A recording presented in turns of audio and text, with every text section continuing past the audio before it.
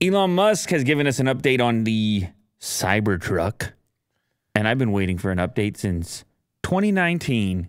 You know what happened in 2019, Will? Go ahead. The Coroni?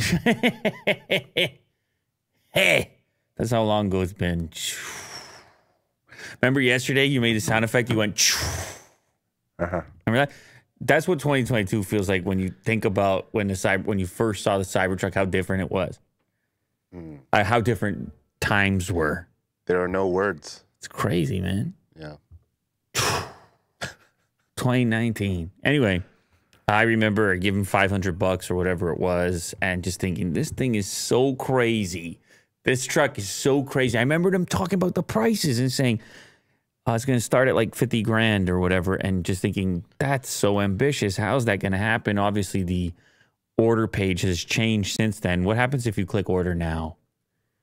What are the options it gives you? They just want $150. They don't even ask what you're ordering. But back when I gave them the deposit, they actually wanted to know, are you getting the build? Well, not the whole build, but just which setup you wanted for like a dual motor or whatever it was. Right. You had there was preference. I think it said whatever the estimates were for delivery. If you were getting the more premium model, it was coming faster, type thing. But of course, in the meantime, Ford has put out the Lightning. It's an actual thing that exists. I see it in the wild. And they plan on delivering 150,000 units next year, something along those lines. Obviously, Rivian is a thing that exists now. Like, so much has changed. 150,000 F-150 Lightnings in 2023. That's what Ford says it plans to make. And so the landscape has moved a little bit. But Elon has finally provided some kind of an update.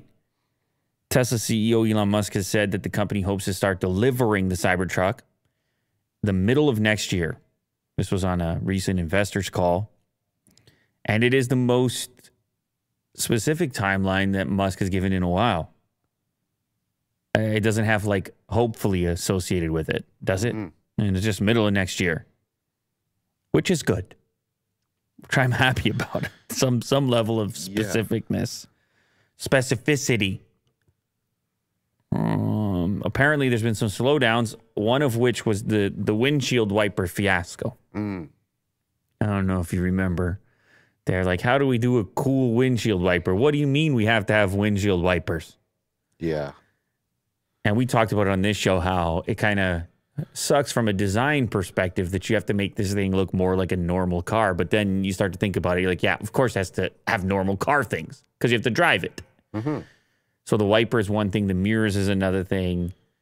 And it just can't be as futuristic as the initial version that we saw at the event. I mean, even on the website, you still don't have any mirrors. You still don't have any wipers, even on the website when you order it. And you have those Warthog halo wheels or hubcaps or whatever they are.